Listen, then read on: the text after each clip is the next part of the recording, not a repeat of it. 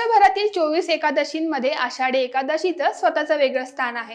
आषाढी एकादशी म्हटलं की डोळ्यासमोर येते ती पंढरपूरची वारी। एक असा दिवस ज्या दिवशी लाखो वारकरी शेकडो किलोमीटर पायी चालत केवळ त्यांच्या श्रद्धेसाठी एकत्र येतात आणि असा विश्वास ठेवला जातो की याच दिवशी देव स्वतः निद्रिस्त होतात। चला जाणून घेऊया अखेर आषाढी एकादशीचे रहस्य काय आहे। नमस्कार, मी संध्या आणि आपण पाहत आहात मुंबई आउटलुक। आषाढी एकादशी, ज्याला देवशयनी एकादशी असेही म्हटले जाते, हा हिंदू धर्मातील अत्यंत पवित्र आणि आध्यात्मिक दृष्ट्या महत्त्वाचा दिवस मानला जातो। आषाढ महिन्याच्या शुक्ल पक्षातील एकादशीला साजरी होणारी ही एकादशी भगवान विष्णूंच्या योग निद्रेची सुरुवात मानली जाते। धार्मिक मान्यतेनुसार या दिवसांपासून देवांचे दक्षिणायन सुरू होते आणि ते 4 महिन्यांसाठी निद्रिस्त होतात। महाराष्ट्रासाठी आषाढी एकादशी म्हणजे केवळ एक सण नाही, तर ती श्रद्धा, भक्ती आणि परंपरेचा महासागर आहे। पंढरपुरातील विठ्ठल रुक्मिणीच्या दर्शनासाठी महाराष्ट्राच्या कानाकोपऱ्यातून लाखो वारकरी पायी चालत येतात। या पवित्र यात्रेला आषाढी वारी असे म्हटले जाते। ज्ञानोबा तुकोबाच्या जयघोषात, टाळ मृदुंगाच्या गजरात आणि विठ्ठल नामस्मरणात संपूर्ण महाराष्ट्र भक्तिमय होऊन जातो।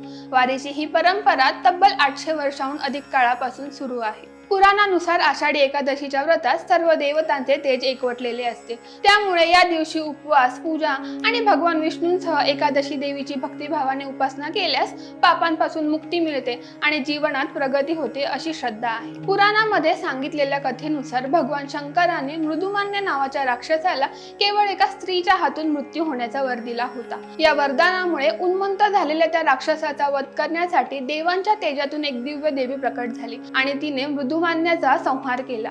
त्या देवीचे नाव होते एकादशी। याच कारणामुळे या दिवशी उपवास करत भगवान विष्णू आणि एकादशी देवीची भक्तिभावाने पूजा करण्याची परंपरा सुरू झाली। शास्त्रानुसार जो भक्त आषाढी एकादशीचे व्रत श्रद्धेने पाळतो त्याला पापांपासून मुक्ती मिळते आणि जीवनात सुख, समृद्धी आणि आध्यात्मिक प्रगती प्राप्त होते। म्हणूनच आषाढी एकादशी हा केवळ एक सण नसून तो श्रद्धा, भक्ती आणि विठ्ठलाच्या नामाचा अखंड गजराचा उत्सव आहे।